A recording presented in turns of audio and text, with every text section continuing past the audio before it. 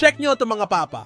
Ngayon araw guys, kinuha tayo sa isang workshop na kung saan ay magbabahagi tayo ng kaalaman tungkol sa wedding. Ang topic ko dito guys ay, paano mag-shoot at mag-handle ng isang sitwasyon, kung paano mo papasunod si couple or si bride sa mga gusto mong shots. Nagbahagi rin ako ng ibang tips at techniques sa pag-shoot sa prenup at kung paano maging effective ang mga shots mo. Sobrang saya ko dito guys dahil first time ko ito gawin at naramdaman ko ang pressure. Pero dahil sa inyo, mas lalo ko na-appreciate na sobrang dami na talaga ang sumusuporta sa akin. Kaya nawala ang kaba ko at nasabi ko ang mga dapat kong sabihin. On the spot shoot din ako dito. Nagturo ako kung paano gumamit ng ilaw at kung gaano kaganda ang amaran. Yes, ito ang gamit namin, amaran ng Bawan.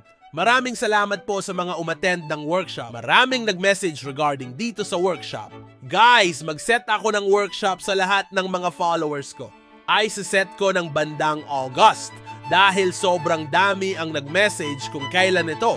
Gusto ko magpa-workshop at the same time, mare-relax kayo.